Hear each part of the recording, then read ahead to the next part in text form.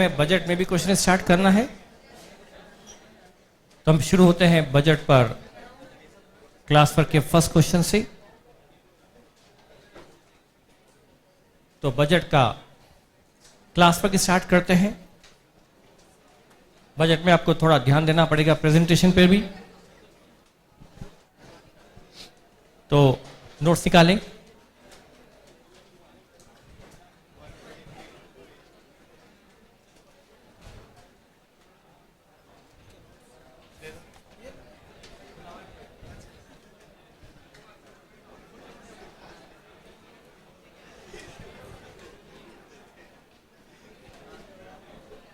क्या आपने page number 133 खोल लिया? Page number 133।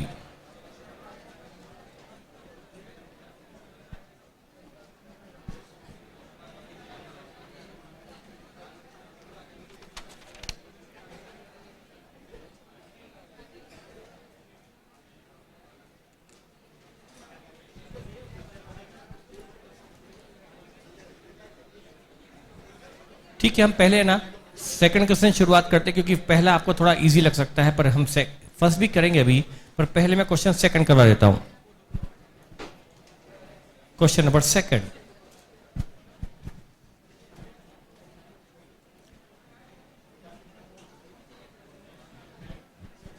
शुरू करें।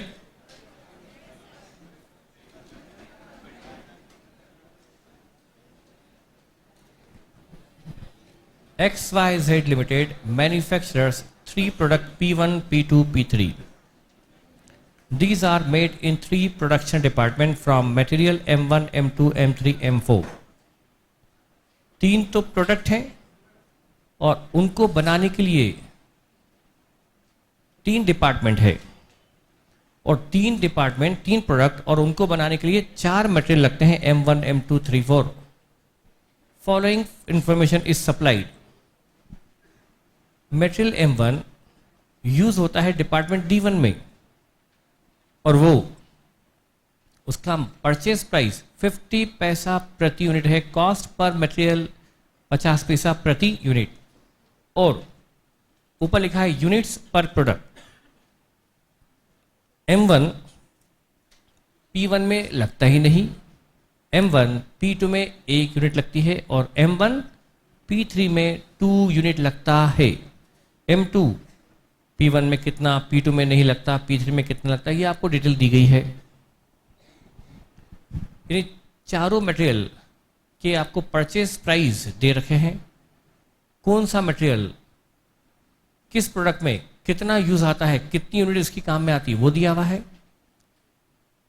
और फिर नीचे दिया है rejection on final inspection eight the end of process consider normal 5%, 10%, 10%। ये थोड़ा लिखने का मतलब प्रिंटिंग प्रॉब्लम है, एग्जाम में ऐसा लिखा हुआ नहीं होगा।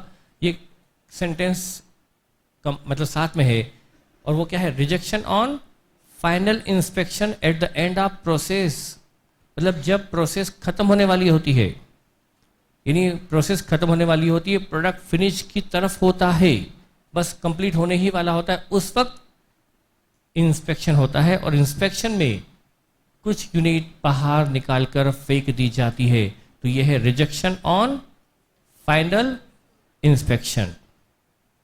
तो ये रिजेक्शन रॉ मटेरियल का है या फिनिश गुड्स का? फिनिश गुड्स का, क्योंकि फाइनल स्टेज पर ये लॉस होता है। P1 में लॉस 5% है, P2 प्रोडक्ट का लॉस ये 10% है, P3 प्रोडक्ट में लॉस 10% है।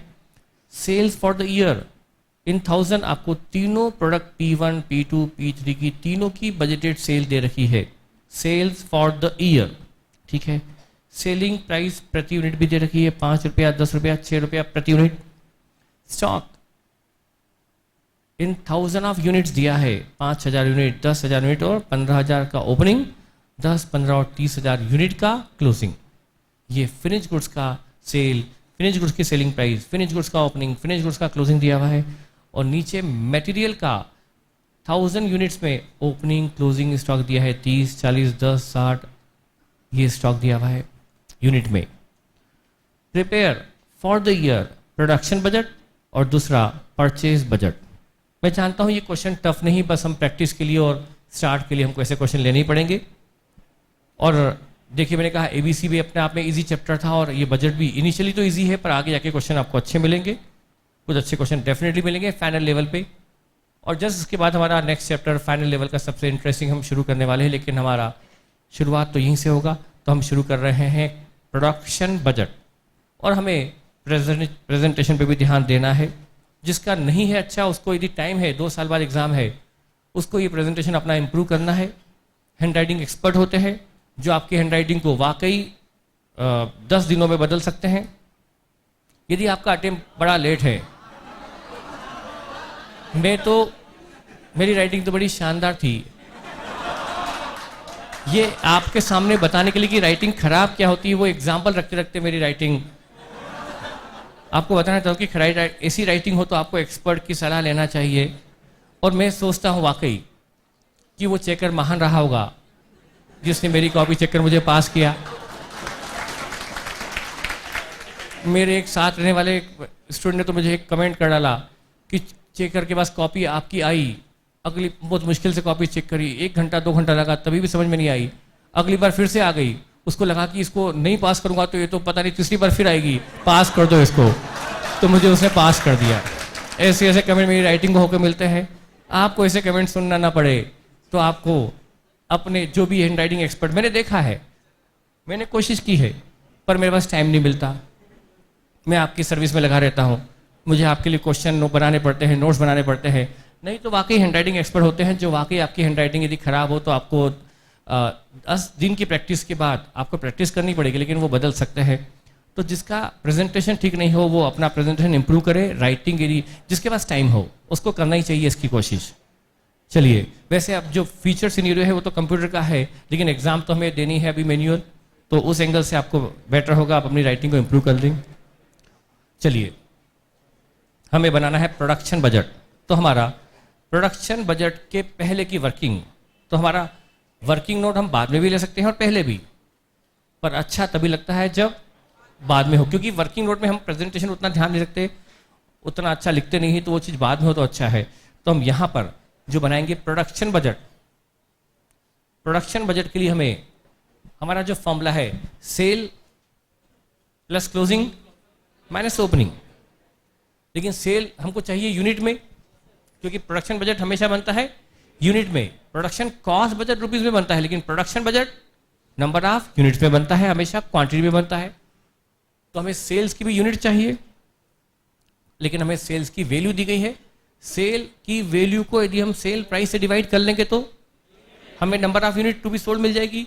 Sale plus closing stock unit में दे रखा है, लेस कर देंगे ओपनिंग स्टॉक तो हमें मिलेगा हमें कितनी यूनिट प्रोड्यूस करनी है। और चूंकि हमारा रिजेक्शन भी दिया है, हम 100 बनाते हैं A, 100 बनाते हैं P1, तो 5 खराब होकर 95 हाथ में आती है। तो यदि हमें 95 चाहिए तो हमें बनानी 100 पड़ेगी। तो ग्रॉस प्रोडक्शन 100 कहा जाएगा और नेट प्रोडक्शन 95 कहा जाएगा। तो हमें पहले सेल निकालनी पड़ेगी, सेल से हमें नेट प्रोडक्शन और फिर नेट प्रोडक्शन से ग्रॉस प्रोडक्शन निकालना पड़ेगा। तो हमें वर्किंग नोट में नंबर ऑफ यूनिट सेल निकाल लेना चाहिए। और यदि आपको वहाँ पर वाकई टाइम ना हो तो हम सीधे इसको शॉर्ट भी लगा सकते, एक शॉर्ट ट्रिक मतलब हम सीधे यहीं पर उसको शो कर सकते हैं। तो हम स्टार्ट ऐसे ही करें विदाउट वर्किंग नोट। तो हमने बनाया ये हमारा आंसर फर्स्ट, इसमें हमारा आएगा ये है, लिखेंगे प्रोडक्शन बजट, प्रोडक्शन बजट,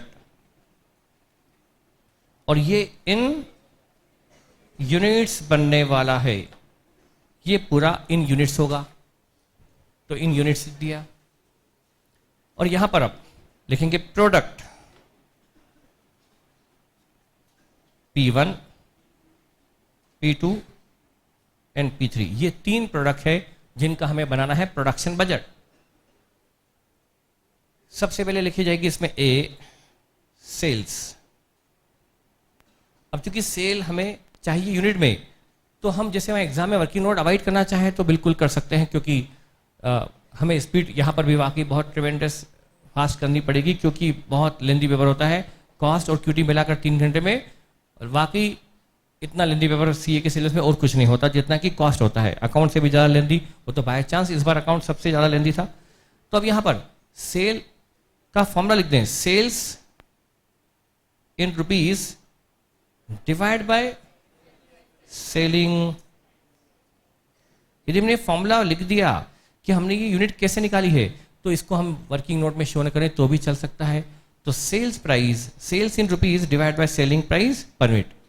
तो बताइए P1 की सेल कितनी, P1 की सेल कितनी 260,000, 260,000 मतलब 2,60,000 डिवाइड बाय 5 रुपीज कितनी आई 52,000 यूनिट। हमने सीधी दिखा दी, तो हमारा एक वर्किंग नोट बच गया और हमें ऐसा टाइम बचाना पड़ेगा।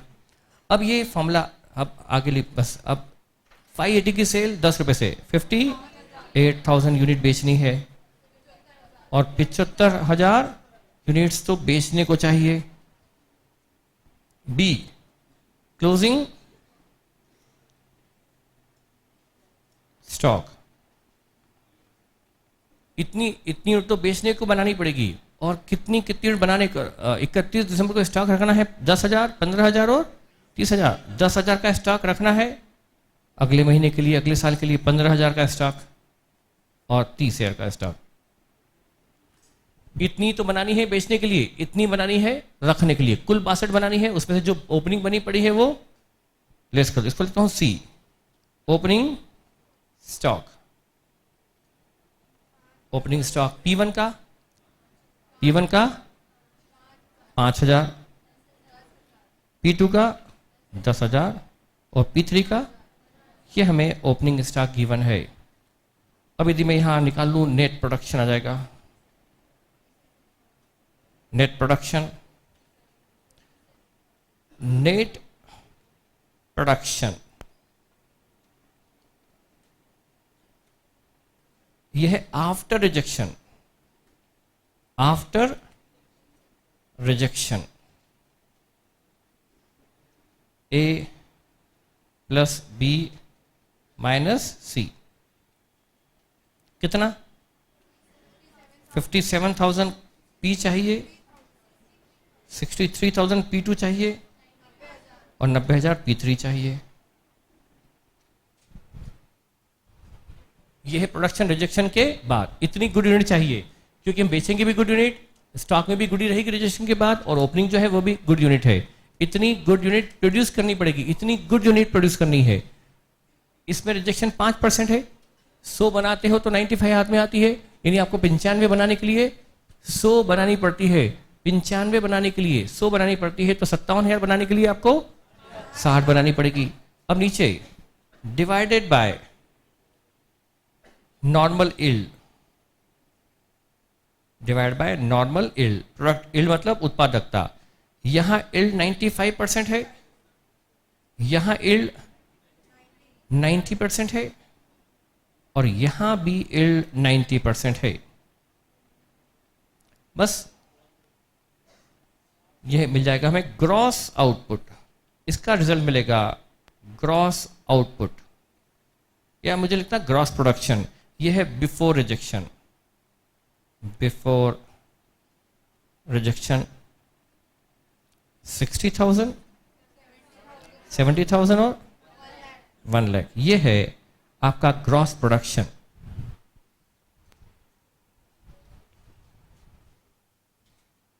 ये आपका आंसर ए खत्म।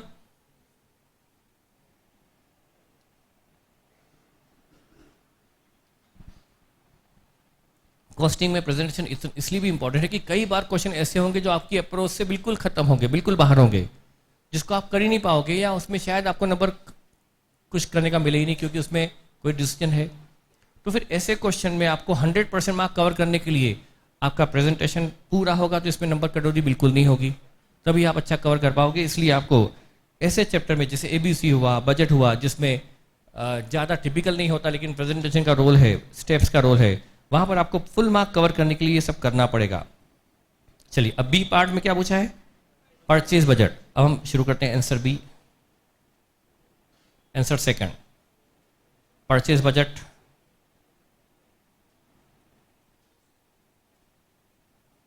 क्योंकि परचेज प्राइस भी दे रखी है क्वेश्चन ने, परचेस प्राइस भी दी है, मतलब क्वेश्चन क्वांटिटी में भी चाहता है और वैल्यू में भी परचेस निकलवाना चाहता है। तो हमें परचेस बजट क्वांटिटी और वैल्यू दोनों में बनाना है। और रॉ मटेरियल 4 है, M1, M2, M3, M4। तो हम यहाँ शुरू करते हैं इधर raw material M1, M2, M3, M4, ये 4 मेटल है। हम यहां पर लेंगे पहले required for consumption, required for usage. Consumption या यूजेज, ये तो वो जो हमें कंज्यूम करने को चाहिए। खरीदना कितना है, खरीदना पड़ता है, जो कंज्यूम करना है वो भी चाहिए, क्लोजिंग स्टॉक चाहिए रखना है वो भी चाहिए, ओपनिंग घटा के बाकी खरीदना है। तो consumption plus closing minus opening से परचेज निकलती है। तो हमने लिया रिक्वायर्ड फॉर यूजेज, इसको हम लिख देते हैं ए में क्लोजिंग जोड़कर ओपनिंग घटाएंगे तो परचेज निकल जाएगी। तो अभी तो रिक्वायर्ड फॉर यूजेज। अब यूजेज निकालने के लिए हम वर्किंग नोट नहीं बना रहे, बल्कि इसी में हमने वर्किंग नोट मर्ज कर दिया। मेरे लिए आसान है वर्किंग नोट बनाकर इसको यूजेज को यहां रखना, और वैसे कर पाओ तो बेटर है। मतलब इससे अच्छा कुछ नहीं कि आप इसका वर्किंग, क्योंकि उन्होंने पूछा यूजेज बजट नहीं है, परचेज है, तो हमारा फोकस सिर्फ परचेज पर है। तो कंजम्पशन यहां पर होच पोच ना करे तो अच्छा है।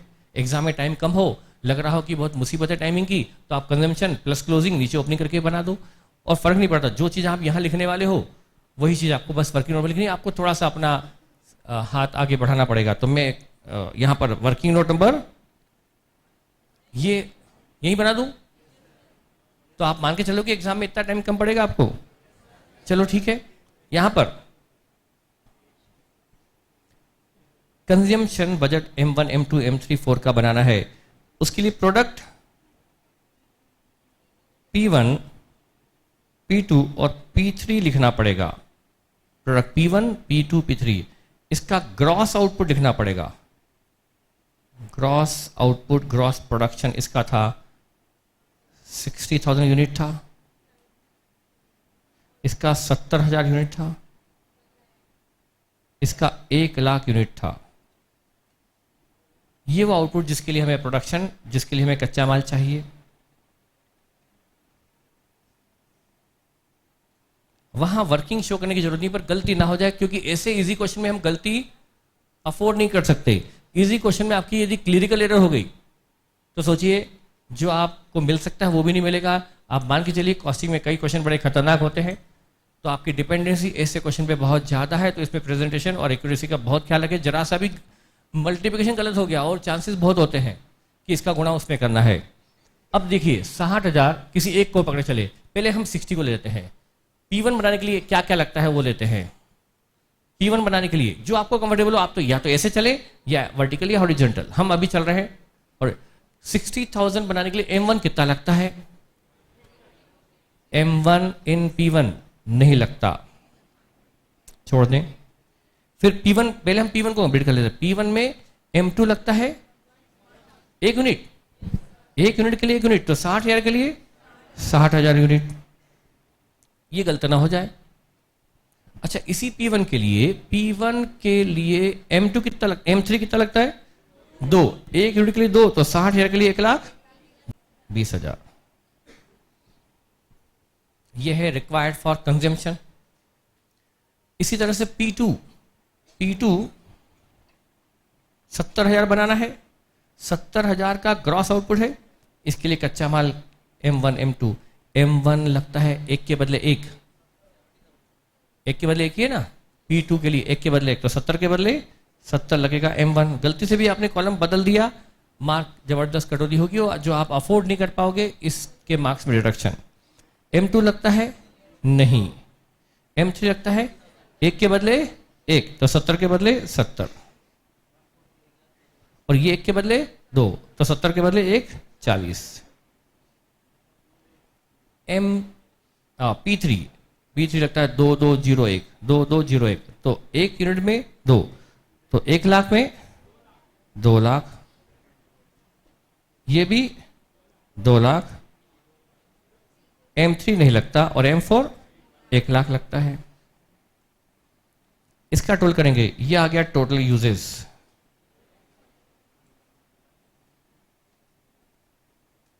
ये है टोटल यूजेस, यह है ए। 2,70,000, 2,60,000, 1,90,000, 360, ये है required for consumption, required for uses. इसमें ऐड क्या करेंगे, बी। बी क्या, क्लोजिंग स्टॉक। इतना तो हमें कंजम्पशन के लिए खरीदना है और कुछ हमें क्लोजिंग स्टॉक रखने के लिए खरीदना है। तो क्लोजिंग स्टॉक रखना है 40, 30, 20, 60, 40,000 यूनिट, 30,000 यूनिट, 20,000 यूनिट और 60,000 यूनिट्स। इसमें इसी के जस्ट नीचे लिख दो सी, ओपनिंग स्टॉक। जो ओपनिंग है ये घटाकर बाकी खरीद लेंगे। ओपनिंग रखा है 30, ओपनिंग रखा है 40, 10 और 60।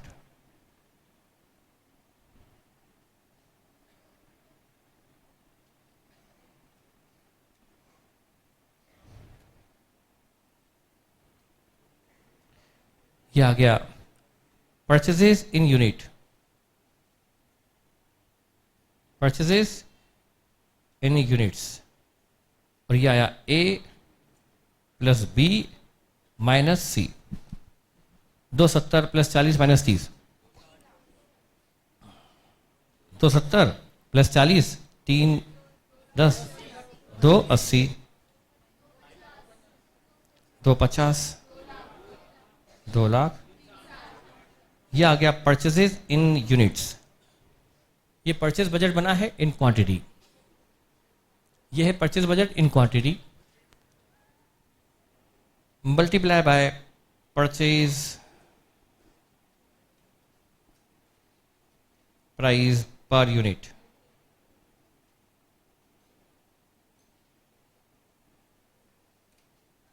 परचेज प्राइस इसकी है 0.50, इसकी 0.20, इसकी 0.25, इसकी 0.15।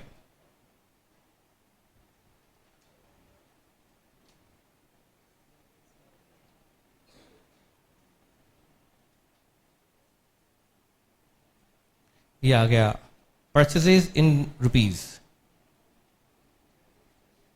परचेजेस इन रुपीज 1,40,000,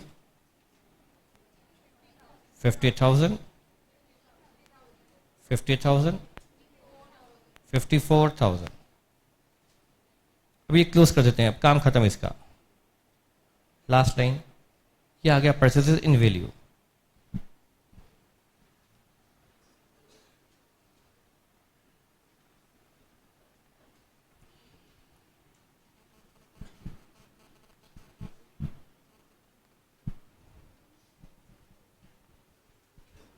ये हमने बनाया प्रोडक्शन बजट और परचेज बजट। Question number 2।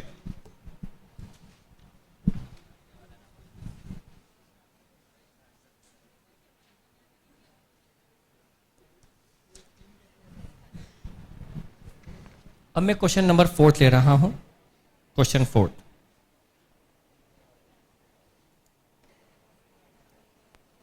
पहले पढ़ते हैं क्वेश्चन 4।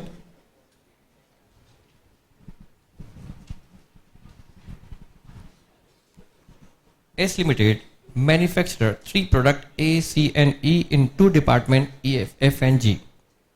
3 तो प्रोडक्ट है A, C and E और इनके 2 डिपार्टमेंट है F और G।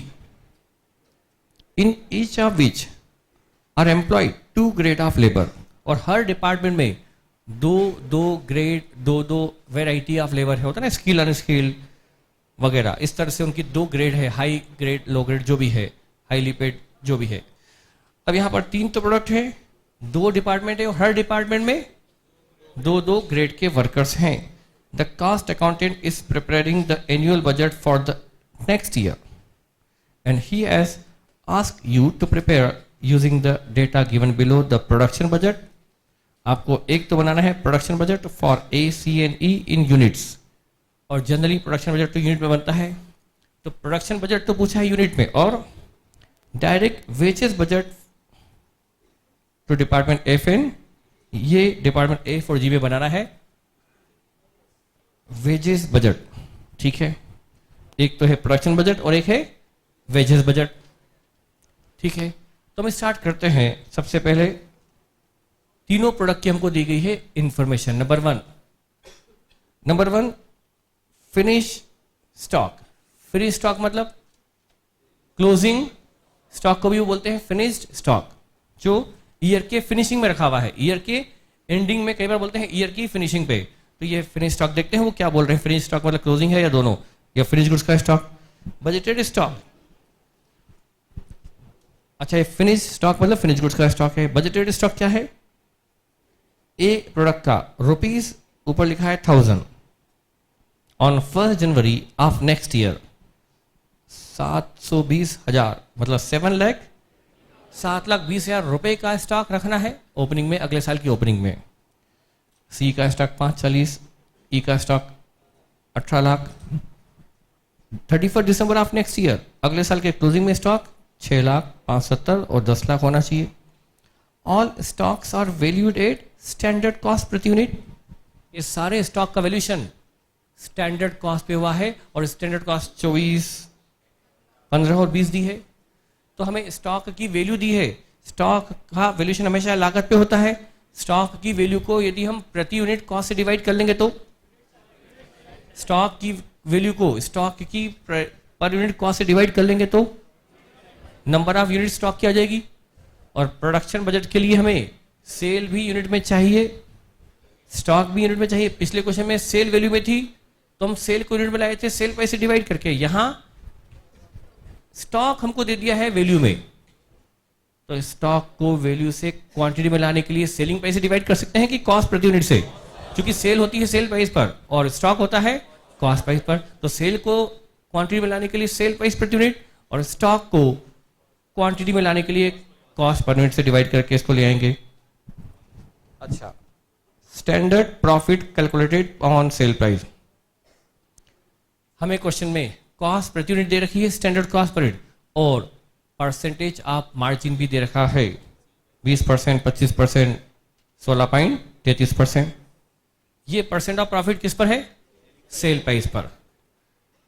यदि 1/5 ऑन सेल है तो 1/4 ऑन, यदि हम कॉस्ट में 1/4 जोड़ दे तो हमको मिल जाएगी सेल प्राइस। ठीक है, आगे।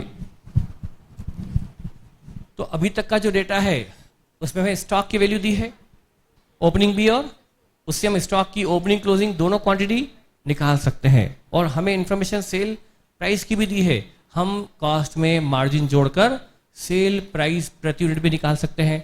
दिमाग में डेटा रहे कि क्या क्या चीजें हमने पढ़ ली है जो आगे काम आएगी।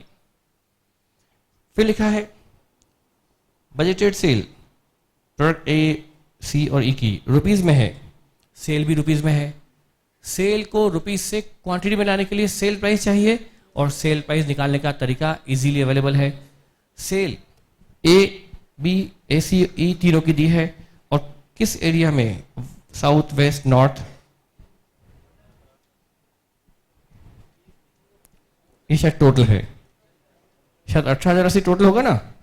साउथ, वेस्ट, नॉर्थ और नहीं, टोटल दिख रहा है मुझे, तो देखो जरा, टोटल है ना। पहले तीनों का टोटल है, फिर प्रोडक्ट वाइज दिया है।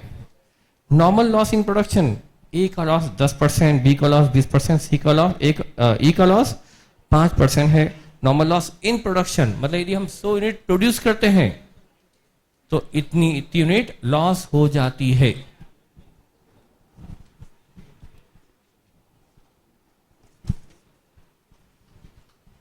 अब standard labour time per unit, department F, department G. Department F में ग्रेड 1 है, ग्रेड 2 है। यहां पर वर्कर को पेमेंट 1.8 ग्रेड 1 को और 1.6 ग्रेड 2 को दिया जाता है। डिपार्टमेंट एफ में दो वैरायटी के वर्कर हैं, ग्रेड 1 2, दोनों की रेट अलग अलग है। अब किस यूनिट को बनाने में, किस प्रोडक्ट के लिए, किस डिपार्टमेंट में किस ग्रेड का कितने आवर्स लगते हैं वो दिया हुआ है। ऐसा ही डिपार्टमेंट जी का डेटा दिया है, कितने घंटे किस प्रोडक्ट में लगते हैं, किस ग्रेड के लगते हैं, वो सब दिया है। ठीक है। The company has the production capacity to manufacture 13,000 unit of A. Company के पास प्रोडक्ट ए को बनाने के लिए सिर्फ 13,000 यूनिट की कैपेसिटी अवेलेबल है। There are no such constant in respect of C and E. C और ई में ऐसी कोई लिमिटेशन नहीं है। सी और ई आप चाहे जितना प्रोड्यूस कर सकते हो। फिर लिखा है as current purchase price is 20 A की परचेज प्राइस 20 है, यानी ए खरीदना पड़े तो 20 रुपए में आप परचेज भी कर सकते हो। इसका मतलब लग रहा है ए की प्रोडक्शन कैपेसिटी कम है और ए बाहर से 20 में खरीद सकते हो। इसका मतलब लग रहा है कि शायद ए जितना रिक्वायर्ड है उससे कम बना पाएंगे, तो बचा हुआ ए बाहर से खरीदना की नौबत आ सकती है। ठीक है। तुमको बनाना क्या है? प्रोडक्शन बजट पहले और उसके बाद वेजेस बजट, वो भी डिपार्टमेंट वाइज। और बगैर प्रोडक्शन बजट के तो वेजेस बजट भी नहीं बन सकता। और सेल कम से कम इजीली मिल रही है। सेल के बगैर प्रोडक्शन बजट नहीं बनता और प्रोडक्शन के बजट मटेरियल लेबर वगैरह बजट नहीं बन सकते। तो सबसे पहले हमको इसमें प्रोडक्शन बजट पूछा भी, उन्होंने पूछा है ना, तो सबसे पहले हम स्टार्ट करेंगे प्रोडक्शन बजट। हमने आंसर में लिखा प्रोडक्शन बजट।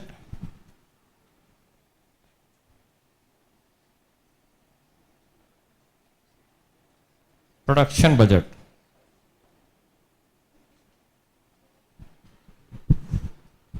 और ये लिखेंगे इन यूनिट्स, इन यूनिट्स। प्रोडक्ट है ए, सी और ई।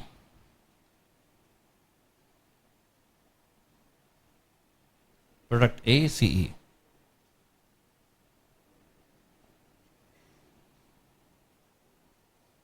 इसमें लिखेंगे सबसे पहले sales.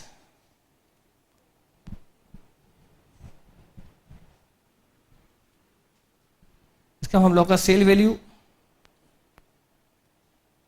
Cell value total, total मतलब तीनों एरिया की मिलाकर, डिवाइड बाय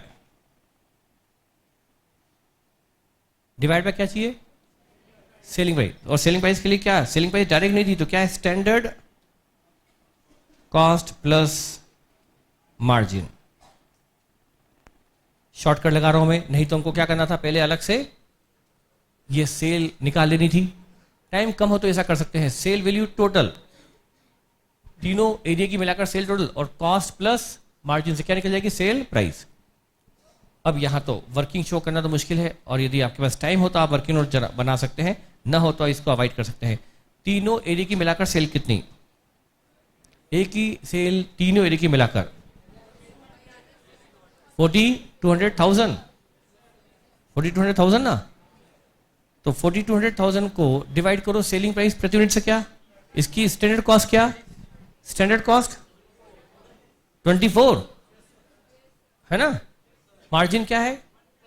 1/5 ऑन सेल, तो 1/4 ऑन 24 का 1/4, 24 का 1/4 6, 24 में 6 जोड़ा तो ए की सेलिंग प्राइस 30 आ गई।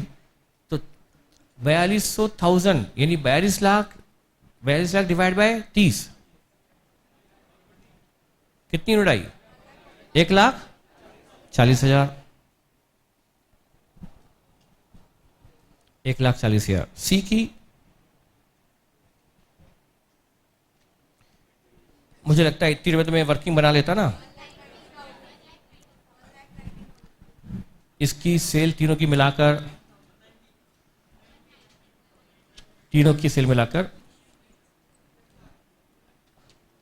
सेल आपको टोटल करना पड़ रहा है या दिया हुआ है?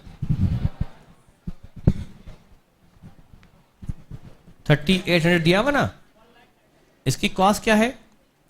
15 रुपया। 15 रुपये में जोड़ेंगे 1/4 ऑफ सेल, तो 1/3 ऑन 15 रुपए का 1/3 5, सेलिंग प्राइस आई 20, तो 3800 divide by 20, 1,90,000 190।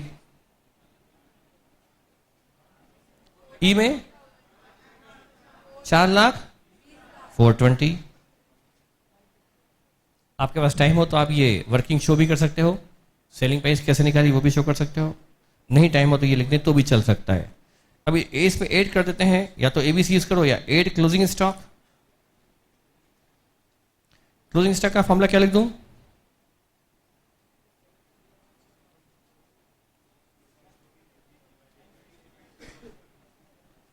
Value of stock divide by standard cost per unit.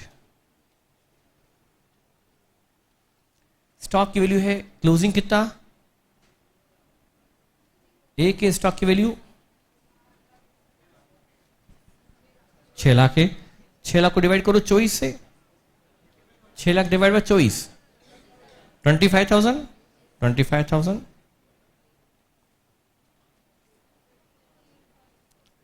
सी का 38,000 और ई का 50,000। स्टॉक की वैल्यू को स्टैंडर्ड प्राइस से डिवाइड करा, लेस ओपनिंग स्टॉक कर देंगे, लेस ओपनिंग स्टॉक, फिर फॉर्मूला वही होगा, value of stock, value of stock divide by standard cost per unit. Stock 7,20,000, 7,20,000 divide by 24, 30,000, 1000 और 90,000, 90,000। यह है ग्रॉस प्रोडक्शन या नेट प्रोडक्शन। यह है नेट प्रोडक्शन आफ्टर रिजेक्शन, यह है नेट प्रोडक्शन आफ्टर रिजेक्शन। कितना? 1,35,000 190 380। यह है net production.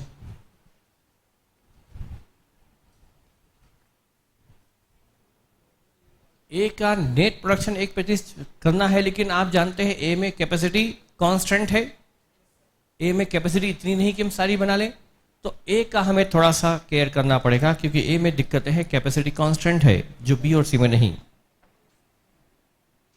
Net production after rejection, इतना इतना हमें प्रोडक्शन रिक्वायर्ड है, ठीक है। अब ए में हमें एक नोट डालना पड़ेगा, नीचे नोट लगा देंगे। ए में दिक्कत है नोट 1, नोट 1, इसमें ए में नहीं कुछ भी करेंगे, ए में छोड़ दीजिए। अब बी और सी में डिवाइड करो नॉर्मल यील्ड से। नॉर्मल बी में यील्ड क्या है, सॉरी बी मतलब सी में, सी में यील्ड क्या है, क्या रिजेक्शन है 20%, यानी प्रोडक्शन 80% मिलता है, यानी आपको 80 यूनिट चाहिए तो बनानी 100 पड़ेगी, तो 192 डिवाइड बाय 80%, तो आपको 2,40,000 का चाहिए ग्रॉस प्रोडक्शन। ये आ गया ग्रॉस प्रोडक्शन या gross output equal to gross output, gross production.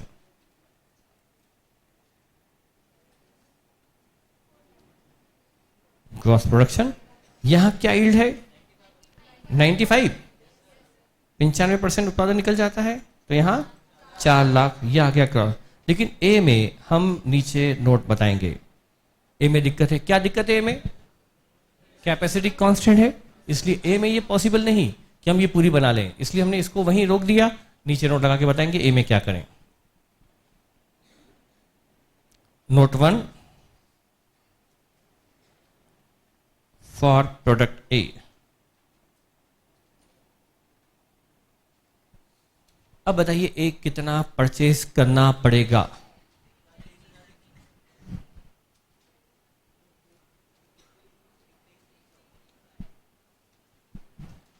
ए हमें एक 23,300, देखिए कितना, ए हमें कितना खरीदना पड़ेगा, बाकी सब लोग में निकाले, एक 23,300,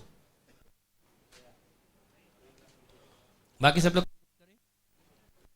यदि आपने मेरे बेसिक क्वेश्चन सारे किए होते तो आप गलत नहीं होते। ये गलत है कि नहीं मुझे पता नहीं, जो लोग नहीं निकाल पा रहे उसका भी बोल रहा हूं। आप मेरी बेसिक क्वेश्चन की प्रैक्टिस फिर से करो। यदि आप वीक हो तो आपको ये ज्यादा जरूरी है, मेहनत ज्यादा जरूरी है बाकी सबके बराबर आने के लिए। एक 23,300,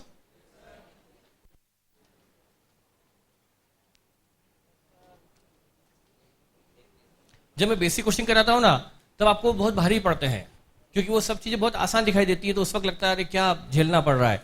और वही का वही पॉइंट यदि क्वेश्चन में आ गया तो हमारी हवाइयां गुम हो जाती है, हम गलत करते हैं। सही है क्या? अब देखिए मेरी बात सुनिएगा, यहां गुड यूनिट्स रिक्वायर्ड, ए की हमें कितनी गुड यूनिट चाहिए? 1,35,000 less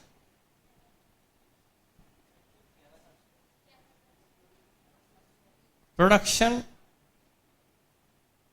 in factory, maximum capacity कितनी? 13,000। वो 31 कर लो, वो 13,000 नहीं 1,30,000 है। ये आपकी गलती नहीं है, ये प्रिंटिंग प्रॉब्लम है। चलो 31 करके बता दो, 1,30 है वो। 1,30,000 का प्रोडक्शन कैपेसिटी है। कितना? 18। चलो अच्छा, आपने मेरी बेसिक की कुछ इज्जत रख ली। देखिए कैपेसिटी 1,30,000 की है, इसमें से कितना रिजेक्शन हो जाएगा? 13,000 का। तो गुड यूनिट हमारे हाथ में कितनी आएगी? 1,17,000 यूनिट ही हमारे हाथ में आएगी। हमें चाहिए 1,35, बनाएंगे 31, पर 31 में से 13 तो हम जितनी प्रोड्यूस करते हैं उसमें से कितना परसेंट रिजेक्शन होता है? तो बनाएंगे 31, कैपेसिटी 31 की है, 31 बना तो लेंगे पर उसमें से बनाने के बाद इंस्पेक्शन में 13 तो बेकार चली जाएगी। तो गुड यूनिट कितनी आई?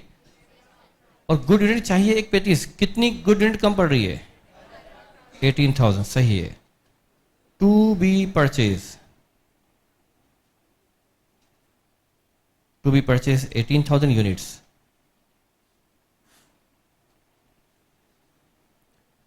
तो ये हमारा प्रोडक्शन बजट बन गया। ये तो हमने बना लिया प्रोडक्शन बजट, चलिए ठीक है। अच्छा अब हमको बनाना है वेजेस बजट, डिपार्टमेंट वाइज या प्रोडक्ट वाइज? Department wise. तो पहले हम डिपार्टमेंट, अब बनाते हैं वेजेस बजट।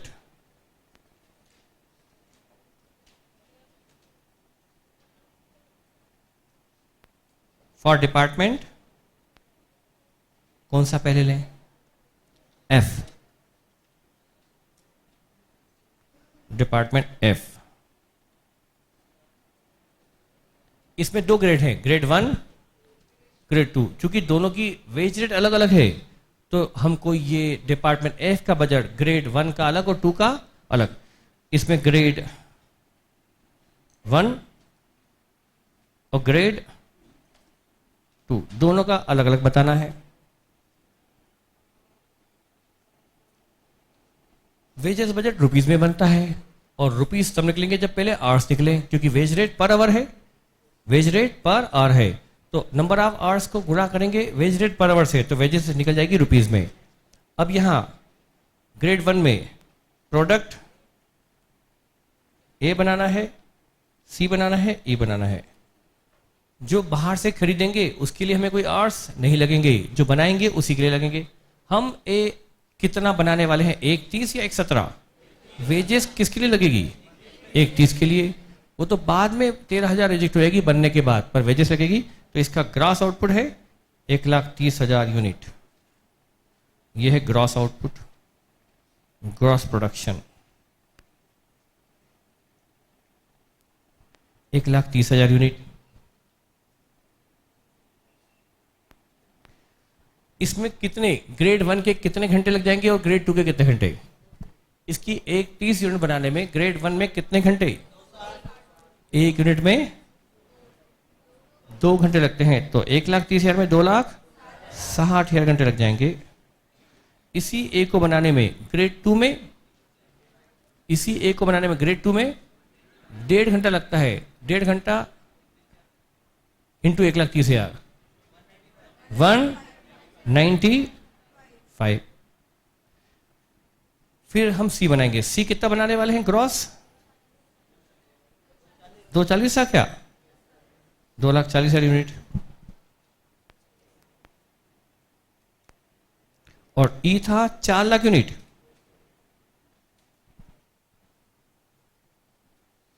सी को बनाने में कहां कहां कितने कितने घंटे लगेंगे? सी को बनाने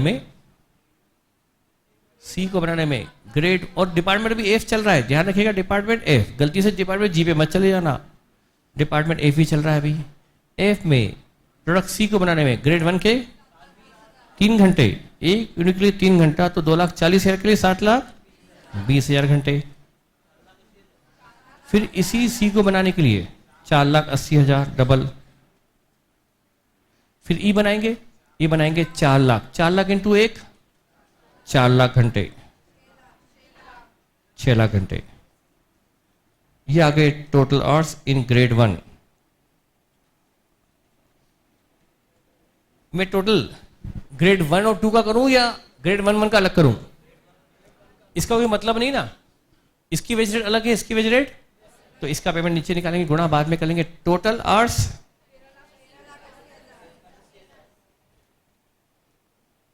total hours 13,80,000, 12,75,000 into wage rate, wages rate पर लेबर आवर यहां कितनी है? 1.8 ग्रेड 1 की है और 1.6 ग्रेड 2 की है।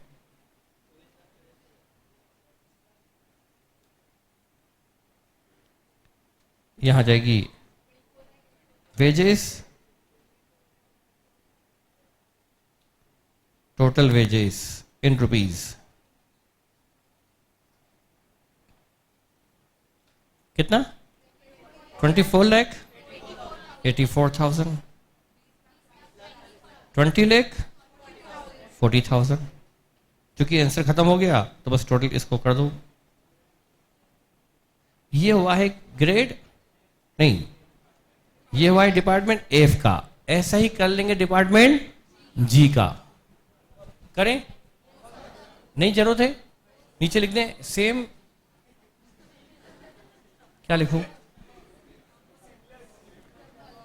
सेम मेथड फॉर डिपार्टमेंट जी। क्या टाइम बचाना चाहेंगे आप लोग? ठीक है। ये क्वेश्चन नंबर हो गया नंबर 4। ठीक है। Question number 5।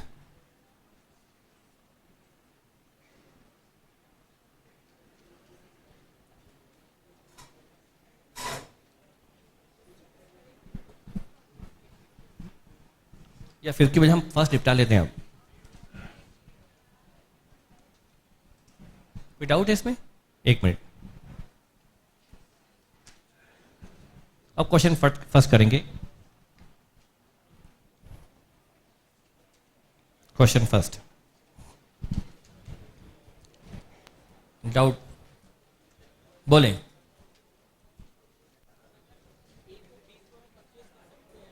ए को अच्छा, इनका कहना है कि जब ए को हम 20 में परचेज कर सकते हैं तो उसे हम क्यों 24 रुपए में बना रहे हैं। हमारी खुद की मैन्युफैक्चरिंग कॉस्ट 24 है और बाहर से खरीदने पर कॉस्ट 20 है। पहली बात तो ये क्वेश्चन डिसीजन मेकिंग का नहीं है कि आपको बनाना है या खरीदना है, मेक और बाय का है ही नहीं। पहली बात, क्वेश्चन का ये फोकस ही नहीं है कि बनाना या खरीदना। क्वेश्चन का तो है कि आप बजट बनाओ, मतलब ये डिसीजन वो लोग पहले ले चुके हैं, आपको तो सिर्फ ये बताना है कि कितना बन सकता है। दूसरी बात, अब आप सोचिए कि मैनेजमेंट ने ऐसा डिसीजन कैसे ले रखा है, ये गलती कैसे कर रखी है कि जो चीज बाहर मिल रही है 20 में हम बना रहे हैं 24 में। क्या इसका जवाब आपके पास है? हमेशा कोई ना कोई बच्चा ये क्वेश्चन तो पूछता है, और वाकई ये नहीं पूछता तो मेरे ध्यान से निकल भी जाता कि मुझे बताना चाहिए ये। अच्छा किया ना, तो पूछ लिया, और हर बार कोई ना कोई पूछता है, पर इसका जवाब आपके पास शायद रेडी हो।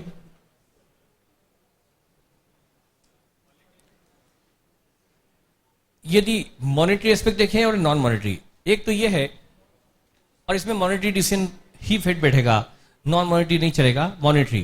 क्या मैं बता दूं? बताना चाहते हैं? नहीं, कैपेसिटी है तो क्या हुआ, हम बनाए 24 में और बाहर 20 में बन रहा है, तो कैपेसिटी को खाली छोड़ दो, आप मत बनाओ, बाहर से 20 पे खरीदो, 4 रुपए बचेगा। क्वालिटी हम कोई क्वेश्चन मार्क नहीं कर सकते, क्योंकि हम जो खरीद रहे हैं उसकी क्वालिटी खराब होती तो हम बेच कैसे पाते, क्योंकि सेलिंग प्राइस तो सेम है। एक ही मार्केट में एक ही सेलिंग प्राइस पर दो क्वालिटी कैसे बेच सकते हो, मतलब मानना पड़ेगा क्वालिटी आपको सेम मिल रही है, ये कोई पॉइंट नहीं हुआ। हाँ, इसमें पॉइंट है वेरिएबल और फिक्स का। जो 24 रुपए कॉस्ट है ये वेरिएबल और फिक्स मिलाकर है।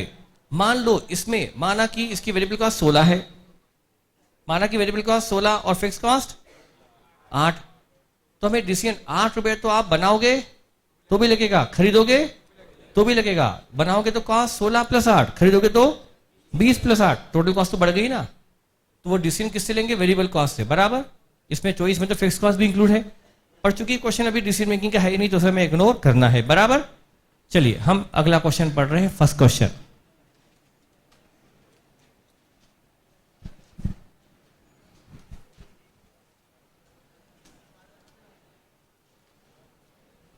देखिए, a single product company estimated its sale for the next year quarter wise as under quarter first, second, third and fourth।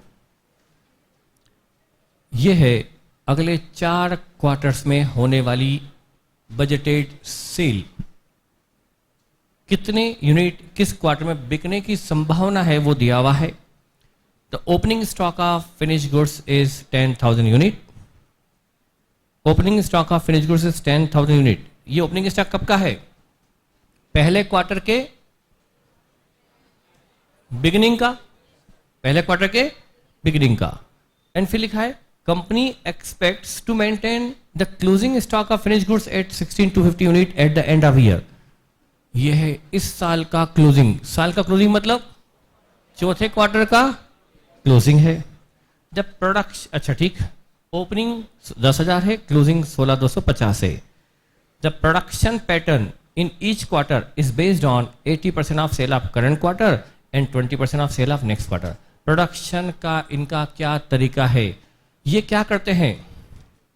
Production का प्लान क्या है? 80% ऑफ करंट क्वार्टर और 20% of next quarter sale. Sale बोला है ना, जितनी cell इस quarter में होने वाली है उसका 80% इसी क्वार्टर में बनाते हैं, और जितनी अगले क्वार्टर में बिकने वाली है उसका 20% भी वो पिछले क्वार्टर में बना देते हैं। यानी इस क्वार्टर में कितना प्रोडक्शन करना है? इस क्वार्टर की सेल का 80% और अगले क्वार्टर की सेल का 20% हमको इस बार बना लेना है। तो हमें क्वेश्चन ने प्रोडक्शन दे रखा है, प्रोडक्शन कितना करना है वो हमें क्लियर कट गिवन है। Next, the opening stock of material at the beginning of the year is 10,000 kg and closing stock of material at the end of the year is 5,000 kg।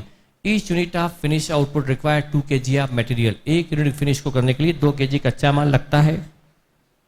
कच्चा माल opening 10 है, closing 5 रखना है, एक unit को बनाने में 2 kg कच्चा माल लगता है, वो दिया हुआ है। Company proposes to purchase the entire annual requirement of material in the first 3 quarters. Company को साल भर में जो कच्चा माल लगने वाला है उसको वो शुरू के 3 क्वार्टर में खरीद लेगी। चौथे क्वार्टर में शायद सीजन नहीं होगा, इसलिए वो पहले 3 क्वार्टर में खरीद के रख लेगी। फर्स्ट क्वार्टर में कितना? Purchase of material percentage of total annual requirement in quantity. ध्यान ही मैंने बताया था ऐसा example, 30% in first quarter, 50% in second quarter, 20% in third quarter, और पहले क्वार्टर में रेट 2, फिर 3, फिर 4। शायद ये पेरिशेबल गुड्स है, इसलिए या जो भी रीजन रहा हो, या इसकी होल्डिंग कॉस्ट बहुत ज्यादा है। जो आइटम तीसरे क्वार्टर में 4 रुपए का होने वाला है, वो चाहते तो क्या करते? पहले क्वार्टर में 2 रुपए में खरीद के रख लेते। ये तो बजट ही बना रहे ना। जब मालूम है कि पहले क्वार्टर की तुलना में चौथे क्वार्टर में रेट डबल होने वाला है कच्चे माल का, तो क्या करना चाहिए था? पहले क्वार्टर में खरीद लेते, 2 क्वार्टर स्टॉक में रख लेते, तो काम आ जाता।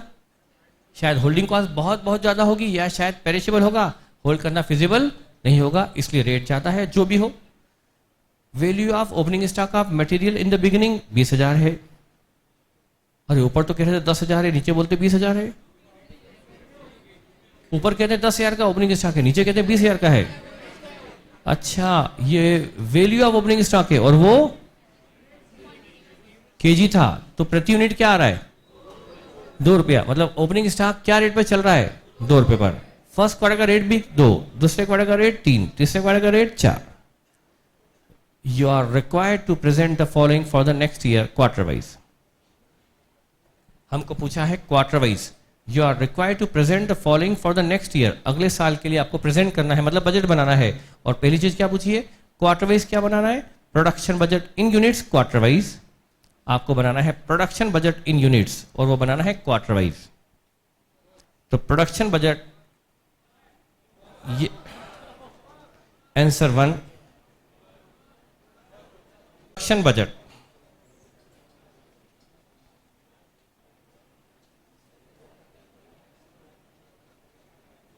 इन यूनिट्स बनेगा। ये इन यूनिट्स ही बनता है। इनका प्रोडक्शन प्लान क्या है? कितना कितना प्रोड्यूस करते हैं? 80% of current quarter sale and 20% of next quarter sale. ये प्रोडक्शन प्लान है, उसको यूज करते हुए हम प्रोडक्शन बस निकालना पा रहा है। तो ये हमारा, हम लिखते हैं quarters, quarter first, second, third and fourth quarter. यहां लिखेंगे प्रोडक्शन करेंगे 80% ऑफ करंट क्वार्टर सेल, और एक और करेंगे 20% ऑफ नेक्स्ट क्वार्टर सेल। ये हमारा आ जाएगा प्रोडक्शन इन यूनिट।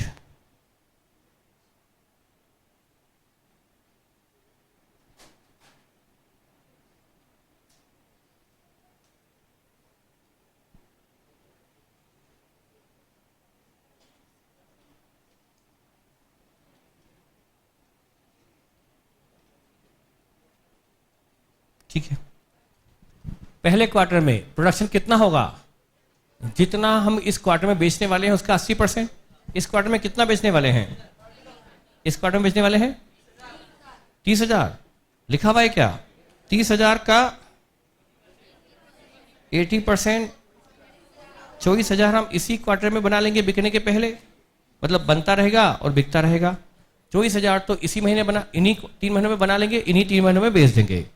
लेकिन 24,000 तो बनाया हमने करंट क्वार्टर सेल के लिए, और 20% बनाया अगले क्वार्टर में। सेल कितनी होने वाली है? दूसरे क्वार्टर में सेल होने वाली है 37,000। इसका 20% हम इधर बना लेंगे 7,500, तो हमारा प्रोडक्शन 31,500 यूनिट होगा। ये हमारा आ गया प्रोडक्शन प्लान। कितना करना है प्रोडक्शन, ये क्लियर कट गिवन है। सेकेंड क्वार्टर में 37,500 का 80%, 30,000। अब ये ना दिखाओ तो भी चलेगा क्योंकि हम एक बार दिखा चुके। और अगले क्वार्टर का 20%, 8,250, 38, 250, इधर 35, 33,000 और 9,000, 42,000।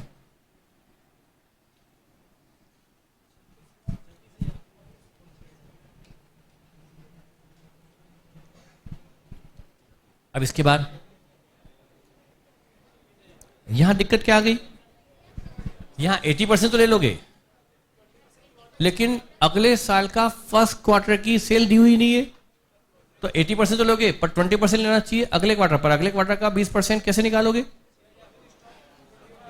तो यहां पर प्रोडक्शन निकालने का तरीका हमें as per working note number 1 इसी के नीचे बनाते हैं वर्किंग नोट।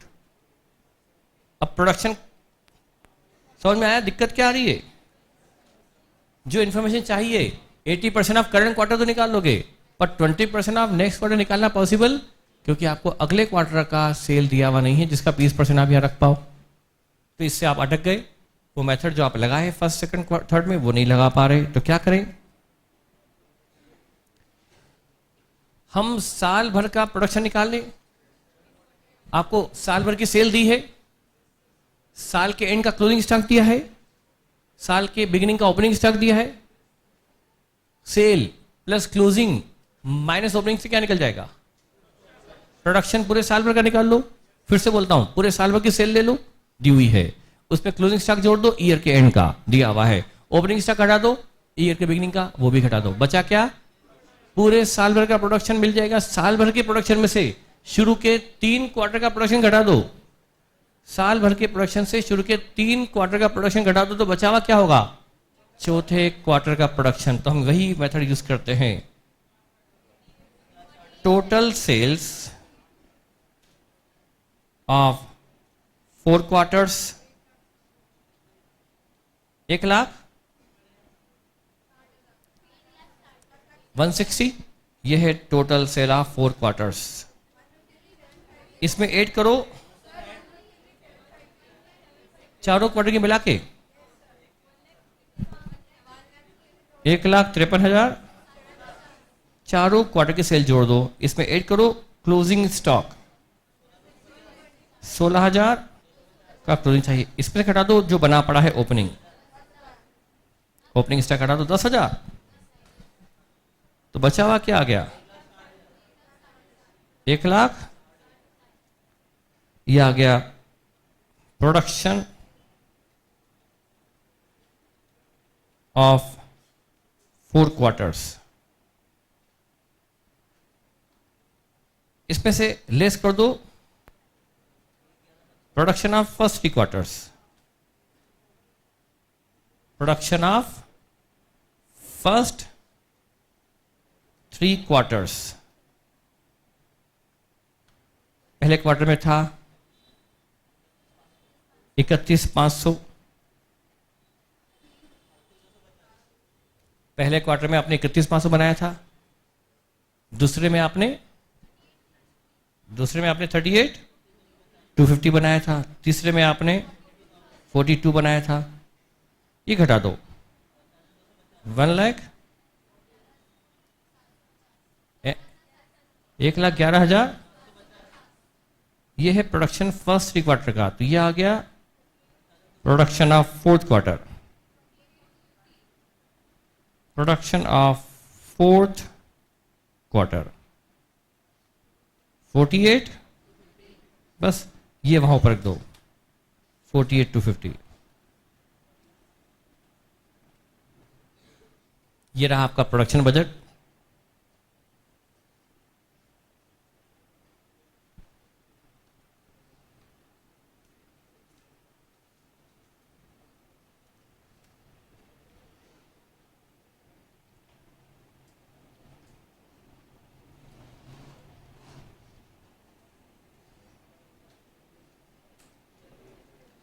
चौथे क्वार्टर का प्रोडक्शन निकालने के लिए साल भर का प्रोडक्शन निकालकर उसमें से शुरू के 3 क्वार्टर का घटा दिया, तो चौथे का अपने आप आ गया।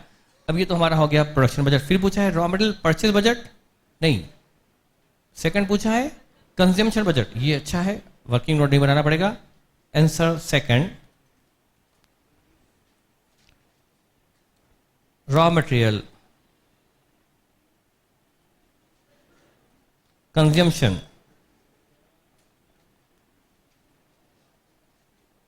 Consumption budget, raw material consumption budget.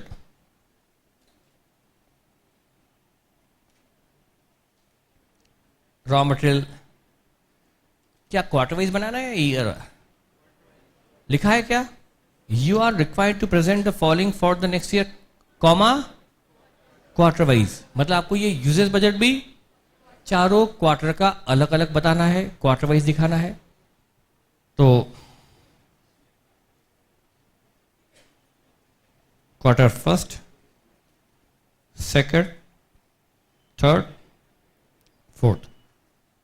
Output यानी प्रोडक्शन, यह 31,250 यूनिट करना है इन यूनिट्स। और raw material usages per unit कितना है? 2 kg। तो टोटल यूजेस 31,500 था क्या? 31,500 था हमारा पहले क्वार्टर का प्रोडक्शन, 2 kg यूजेस है। कंजम्पशन 63,000 इन kg आ जाएगा, इन kg। यह आपका पहले क्वार्टर का आ गया कंजम्पशन, और इन kg है। उन्होंने क्या बोला है? Raw material consumption budget in quantity पूछा है, ये उन्होंने सिर्फ क्वांटिटी में पूछा है, वैल्यू में नहीं पूछा। सेकंड क्वार्टर में आप 38,250 यूनिट बनाने वाले हो, 38,250 बनाओगे, इसमें कंजम्पशन तो वही 2 kg लगेगा, 76,500 kg का कंज्यूम करोगे आप। थर्ड क्वार्टर में आप 42,000 यूनिट्स बनाने वाले हो, जिस पर 2 kg से 84,000 kg कच्चा माल कंज्यूम करोगे। ये सब आउटपुट है, प्रोडक्शन है, जिसके लिए कच्चा माल लगता है। और चौथे क्वार्टर में आप 48,250 यूनिट्स बनाने वाले हो, जिसमें 2 kg के हिसाब से 96,500 kg कच्चा माल लगेगा। ये टोटल भी करना पड़ेगा, क्वार्टर वाइज तो आ ही गया, पूरे साल भर का कितना। ये आ गया एनुअल यूजेस 3,20,000 kg है एनुअल यूजेस टोटल। ये है एनुअल यूजेस।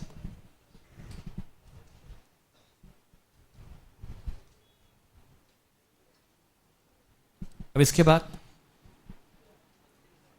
परचेज बजट, क्या ये भी क्वार्टर वाइज है? ये क्वांटिटी में भी है और वैल्यू में भी है, और ये भी क्वार्टर वाइज बनाना है, क्वार्टर वाइज भी और क्वांटिटी में भी और वैल्यू में भी। अब क्वेश्चन ने कहा है कि हम अपनी एनुअल रिक्वायरमेंट का 30%, 50% और 20% खरीद लेंगे। एनुअल रिक्वायरमेंट ये निकाल ली अपन ने अभी 320, ये जो निकाली है एनुअल रिक्वायरमेंट, इसी का 30%, 50%, 20% कर लेंगे कि एनुअल परचेज निकालेंगे? जो 30% है एनुअल परचेज का या एनुअल यूजेस का?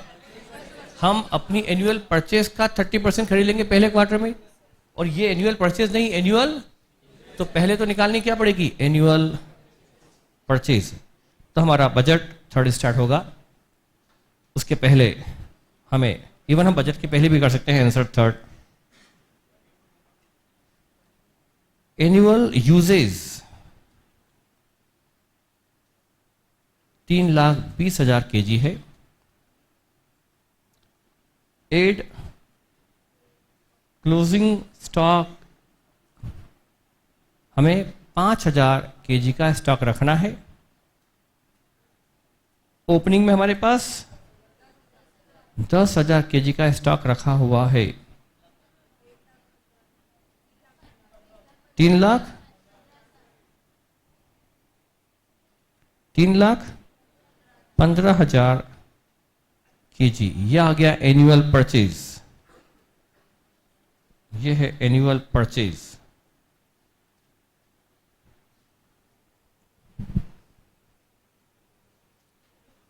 और हमें जो साल भर में खरीदना है वो ये खरीदना है, न कि ये खरीद लेंगे तो ये सब मैनेज नहीं हो पाएगा, ये तो कंज्यूम करना है, इतना खरीदना है। तो हमें जो साल भर में खरीदना है उसी को 3 हिस्सों में डिवाइड किया है कि इतना पहला क्वार्टर, इतना दूसरा, इतना तीसरा। कंज्यूमेशन को थोड़ा है, जो खरीदना है उसका कितना कितना कब कब खरीदे दिया हुआ है, ये है एनुअल परचेज। हाँ, अब इसी का अब यहां मैं लिखता हूं क्वार्टर फर्स्ट, सेकंड, थर्ड में खरीदना है, चौथे में कुछ भी नहीं खरीदना है, फिर भी लिख तो देते हैं चौथा। यहां परचेजेस,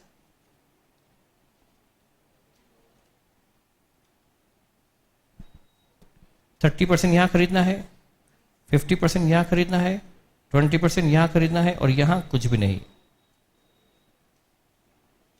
अभी हम ये लिखते हैं 3,15,000।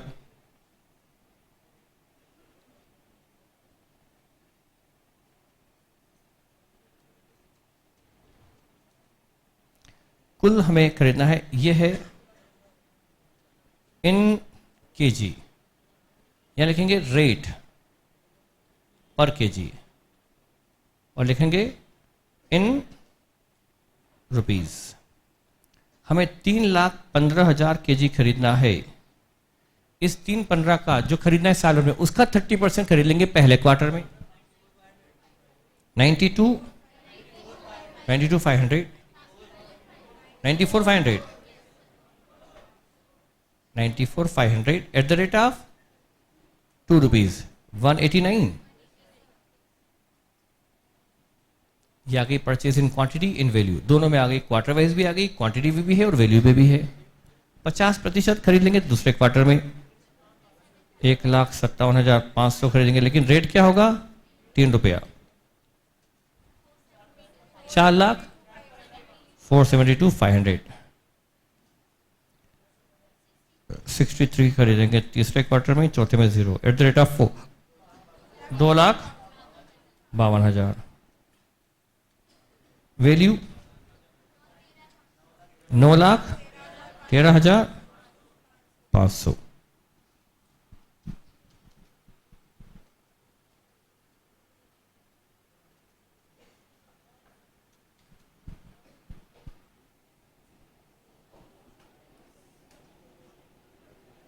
अब उसका लास्ट पार्ट क्या पूछा है, price store laser card of material using FIFO.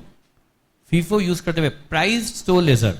Store laser समझते हो, कितना कच्चा माल ओपनिंग में था, कितना रिसीव हुआ, कितना गया, उसका पूरा लेजर और उसकी प्राइसिंग भी प्राइज्ड।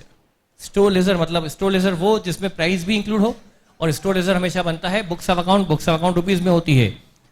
स्टॉक रजिस्टर होता है क्वांटिटी में, बिन कार्ड होता है क्वांटिटी में, लेकिन store ledger quantity as well as value दोनों में होता है। खास करके वैल्यू होती है वो भी फीफो बेस पर। तो आपने ओपनिंग आपके पास ₹2 वाला था, ओपनिंग आपके पास 2 वाला था, पहले क्वार्टर में खरीदा भी ₹2 वाला, फिर आपने इशू किया पहले क्वार्टर में कितना, पहले क्वार्टर में आपने कंज्यूम किया, तो जो पहले क्वार्टर में कंज्यूम करोगे वो ₹2 वाला, फिर वो खत्म हो जाएगा तो फिर 3 वाला, फिर वो खत्म होगा तो, और लास्ट में स्टॉक ₹4 वाला बचेगा। तो आपको वो पूरा स्टोर लेजर बनाना है जो आप सीपीटी में पढ़ा करते थे। और सीपीटी बहुत बहुत पुरानी बात है, तो हम प्राइस स्टोर लेजर कार्ड बनवाते हैं फटाफट। और अभी तो 8:31 ही हुआ, मैं विद इन बना लो, आप बना लो स्टोर लेजर।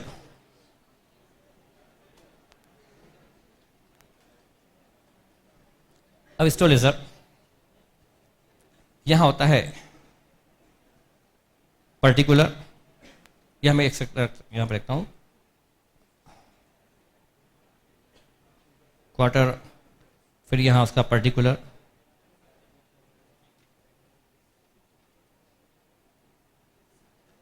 यहां मैं लिखूंगा रिसिप्ट, यहां लूंगा मैं इशू, और फिर यहां बैलेंस। क्वार्टर फर्स्ट के पहले मैं यहां लिख रहा हूं ओपनिंग, अच्छा, इसमें सब में दो दो तीन तीन कॉलम रहेंगे। हाँ, बैलेंस हमारे पास कितना है? ओपनिंग में कितना है बैलेंस? है 10,000 केजी। 10,000 केजी है ना? 10,000 केजी है। क्या रेट वाला? 10,000 केजी है, 2 रुपए वाला, यानी वैल्यू उसकी 20,000 है।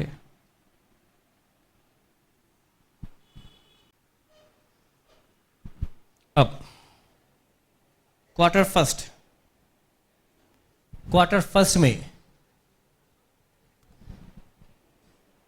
ये पर्टिकुलर की जरूरत थी नहीं। परचेज कितना किया? परचेज रिसिप्ट में कितना लिखूं? 94,500। क्या रेट वाला? 2 वाला। इसमें नीचे लिख दूं इशू। इशू कितना किया इसी क्वार्टर में? पहले क्वार्टर में खरीदा 94,502 वाला। इशू के लिए कंज्यूमशन देखना पड़ेगा, तो पहले क्वार्टर का यूजेज बजट देखो, पहले क्वार्टर का कंज्यूमशन बजट देखो। कितना पहले क्वार्टर में कंज्यूम किया? 63,000। तो जो 63,000 आपने इशू किया वो 2 रुपए वाला इशू किया ना। आपके पास 2 रुपए वाला है, ओपनिंग भी 2 वाला है और नया वाला भी 2 है। तो यहां सेग्रीगेशन की जरूरत नहीं है कि कौन सा वाला, फीफो है या लीफो या एवरेज, सभी में 63,000 आपने इशू कर दिया। 2 वाला। मेरे पास वैल्यू लिखने की जगह नहीं बची। यहां वैल्यू क्या आ रही थी? 94,500 इंटू 2, 180 का परचेस किया था। इशू कर दिया कितने का? 1,26,000 का। आपने 10,000 केजी में जोड़ो 94,500 और घटा दो 63,000। 10 था, 94 खरीदा, 63 इशू कर दिया, कितना बचा? 41,500 बचा है। अब इशू के बाद 41, क्या रेट वाला बचा? 2। ये वैल्यू लिख दो इसकी, 83 बचा। आप चाहो तो ये परचेज ऑब्लिक इशू करके एक कॉलम में कर सकते हैं। इसकी जरूरत ही नहीं थी, मुझे लगता है मैंने बेवजह बना दिया, हमारी जगह वेस्ट हो गई इस चक्कर में। सेकंड क्वार्टर फिर परचेज किया, कितना खरीदा सेकंड क्वार्टर में? 1,57,000। क्या रेट वाला? इसकी वैल्यू 472। इसके बाद इश्यू लिखते हैं। यहां केयर करनी पड़ेगी। अब कितना कुल कंज्यूम हुआ? 76,500 जो कंज्यूम हुआ, 76,500 जो कंज्यूम हुआ, उस 76,500 में पहले फीफो बेस में 41,500 पहले होगा, 2 रुपए वाला, और बचा हुआ फिर 3 वाला। तो यहां इश्यू करते वक्त 2 पार्ट दिखाओ। 41,500 तो इश्यू हुआ, 2 वाला फीफो, और कितना और बचा? 35,000 इश्यू हुआ, 3 वाला। तो बचा कितना? इस 1,57,500 में से कितना इश्यू हो गया? 1,57,500 में से 35 इश्यू हो गया ना। बचा 1,22,500। क्या रेट वाला बचा? 3 वाला। 3,6,7। इवन आप वैल्यू से चाहो तो वेरीफाई हो जाएगा। इतनी ओपनिंग वैल्यू थी,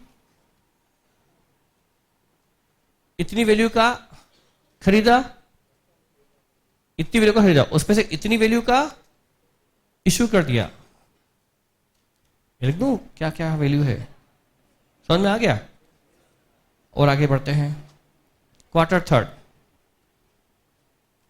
परचेज किया 63,000। क्या रेट पर? 4 पर। वैल्यू 252। तीसरे क्वार्टर में कंज्यूम कितना किया? 84। कौन से वाला? 84 इशू किया ना, इशू 84, कंजम्पशन 84। कौन से वाला? 3 वाला। वैल्यू क्या हुई इसकी? 252। अब जो बैलेंस बचा है, बैलेंस 3 रुपए वाला भी बचा है और 4 वाला भी बचा है। 3 वाला कितना बचा? 38,500 तो बचा है, 38,500 तो बचा है। 3 वाला और 63,000 बचा है 4 वाला, इसकी वैल्यू लिख देंगे 1,15,000 और 2,52,000 252। बस लास्ट क्वार्टर परचेज कुछ नहीं है, सिर्फ इशू है। यहां परचेज छोड़ देते हैं, इशू है यहां पर। इशू कितना किया 96,500। अच्छा, इसको दो पार्ट में करना पड़ेगा ना। इसमें 38,500 तो इशू होगा, 38,500 इशू होगा 3 वाला, 38,500 इशू होगा 3 वाला, और बचा हुआ इशू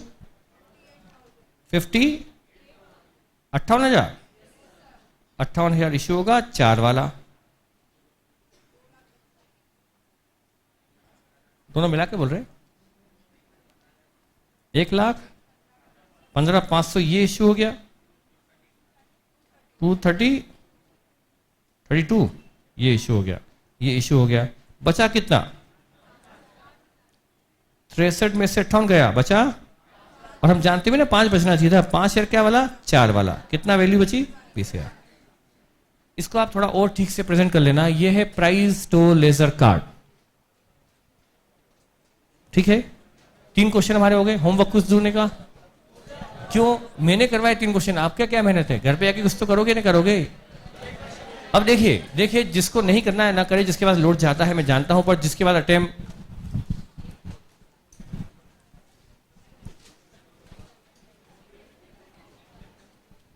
अच्छा, मेरे होमवर्क के क्वेश्चन कहां किए आपने अभी? जितने क्वेश्चन मैंने क्लास वर्क में कराए वो बेसिक के, वो सारे क्वेश्चन होमवर्क में है। पहले तो मैं कह रहा हूं ईमानदारी से, सारे क्वेश्चन बेसिक के जितने थे सब होमवर्क में है ना, वैसे के वैसे क्वेश्चन। वो सारे क्वेश्चन आपको एक बार कर लेंगे तो आप जानते हैं वो सारे क्वेश्चन मैंने पॉइंट इसमें कवर किए हैं, ये हेल्प करेगा। तो आप पहले वो सारे क्वेश्चन कर डालें जो बेसिक में है होमवर्क में।